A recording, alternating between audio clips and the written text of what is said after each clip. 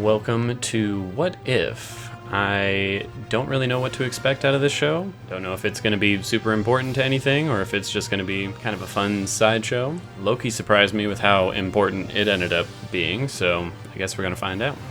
Oh, that's cool. Time. I'm already digging the intro. Oh, I get the feeling this is going to be a really cool show. Branch out into your guide through these vast new realities. Thank you, Jeffrey Wright. I'm already into it. You could end the war. We mere mortals can only dream of doing such things. I can't remember if those are the exact lines from the movie or not. No shit. Oh no, it killed Tommy Lee Jones! No. Nice. Focus on This me. makes me kind of want to watch Agent Carter. Power levels are dropping. Don't do this. Screw that, we gonna do it. It's kind of cool to see all the parallels.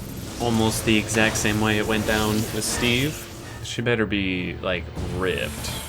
Alright, cool. Absolute success. She's Abby from The Last of Us. Absolute. Instead, I get a girl. I understand this is not the Be desired. grateful you're in the room and not being brought up on charges. Oh, of fuck insubordination. you. Women aren't soldiers, and they sure as hell don't fight on the front line. I almost don't believe, even in that time period, someone would say that to someone who has literal super strength. Calm down. Maybe you haven't found the right partner.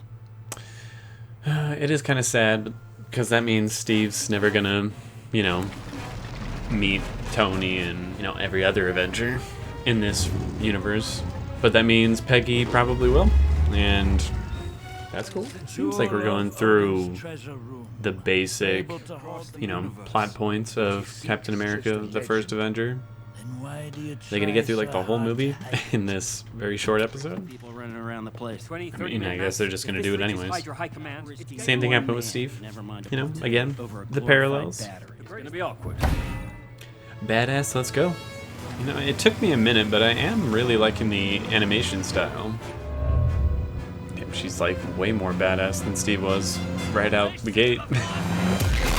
Damn, that's pretty sick. Let's do it again.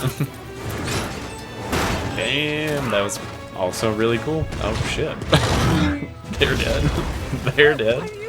Honestly, this is way cooler than what happened in the actual Captain America movie. Catch a good man. Are you listening? She really just You're not qualified for field nabbed duty. that pretty easily. Completely changed the I trust story. you know what to do with that. You owe me a dance. Oh, so sweet. This is nice. You mind if I have a go? Ow! Damn. Since when did dames fight like that? I feel like he said that line in the first movie, just in a different Since today. context, didn't he? Understood. Are you the Who are one you supposed to be? Oh, Queen of England? some really nice visuals in this.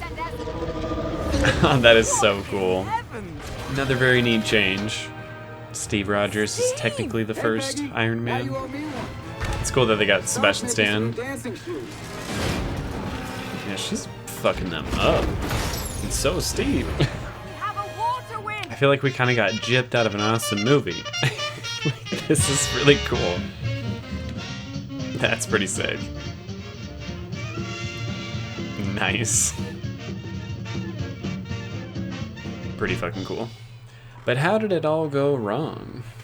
Because that part has to be coming up here quick. It's still gross. I'm telling you, I think this is actually better than the first Captain America movie.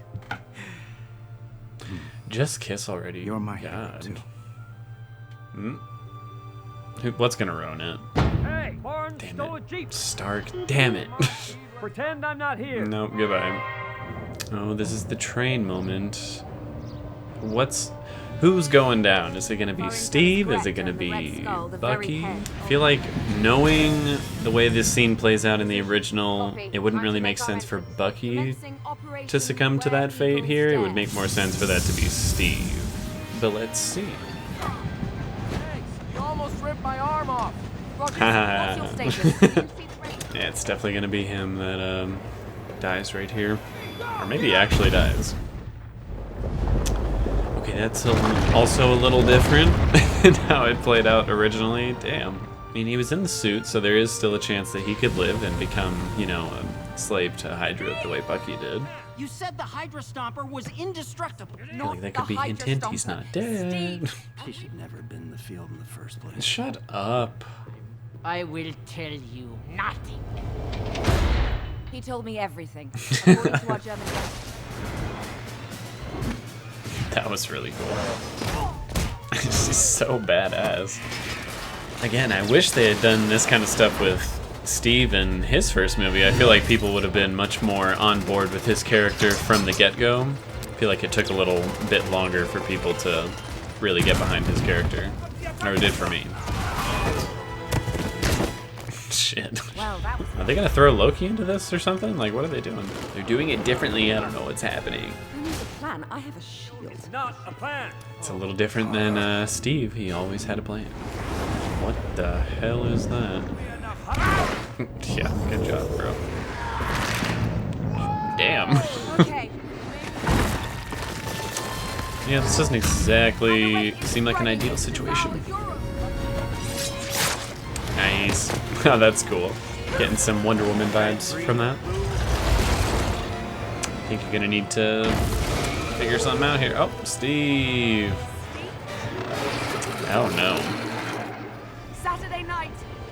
So this is how she gets displaced in time and everything? Interesting. But where did she go? What happens to her after that? Now I need the series. The show's gonna be really irritating in the fact that I feel like it's gonna present really cool ideas that I want to see more of, but that's it. That's your one episode. Oh, and this is the Avengers. How the Avengers started. Ma'am, please put down the sword. Interesting. Very interesting. Captain Carter. We won the war. Her one choice gave birth to a whole new history. Cool. These are Very my cool. stories. The Watcher. Can't wait to hear what story we get next week. Yeah, that was really cool. I really enjoyed it. So I liked the episode as a whole. I think it was very fun, very enjoyable. Some really interesting reimaginings of like classic scenes that got the MCU started. And periodically, and I truly meant it, I feel like that episode was actually better than the actual Captain America, the First Avenger movie. I've never been the biggest fan of that first Captain America movie. Didn't hate it, but definitely didn't love it.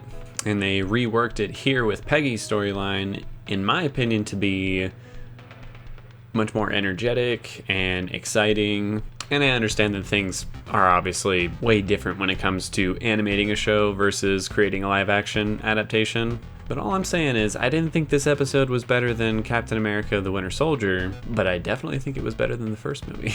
I like the whole setup of the show where it's basically just the Watcher telling the audience a whole bunch of stories about all these different multiverses that he's seen. It's not really a unique or complex way to set it all up, but I don't think you need it to be. It was short, sweet, and to the point. And I sincerely hope there's not going to be anyone who shouts like Mary Sue or anything at Peggy in this episode, because she's clearly much more adept and fast learning in terms of using her super strength and everything than Steve ever was. But I think that does make perfect sense because Peggy has been learning how to fight and protect herself for a long, long time, whereas Steve never really did. I mean, he got his ass beat by some bullies, periodically. But Peggy already knew how to defend herself, so translating what she already knew from that into her being a super soldier, I think it made sense that right out of the gate, she was a force to be reckoned with. Because even Steve was, to a degree, just not